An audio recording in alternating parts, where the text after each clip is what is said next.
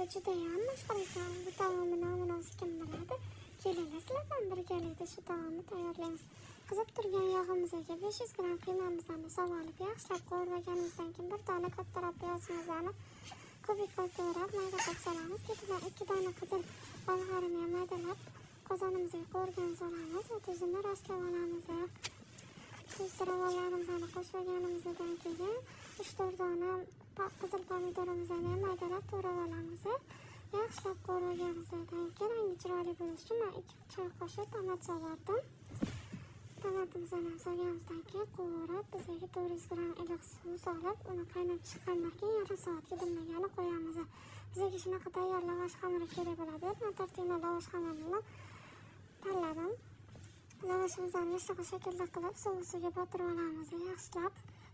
Keyin nachinkasini birinchidan o'rtasiga solib chiqamiz. Qiymali, shunaqangi mazali taom bo'ladi. Qizlar qilib ko'rishlarini tavsiya beraman. Oila a'zolaringizga juda ham yoqadi. Shunaqangi mazali bo'ladi. Shu jarayonni takrorlab hammasini shunaqa qilib chiqdim. Va taomimizni ustiga sayro eritdim. Sayro solganimizdan keyin sayroning mazasi shunaqa zo'r bo'ladi. Obzorni sayro solinglar. Sayro solgandan keyin kefirlab, ustini chiroyli qilib, go'shtni cho'qroplarni dasturxonga tortamiz. Yoqimli ishtaha, obzorni ko'ringlar. Yoqqanmasa bitta rechani bosib qo'yinglar. Kelinglar.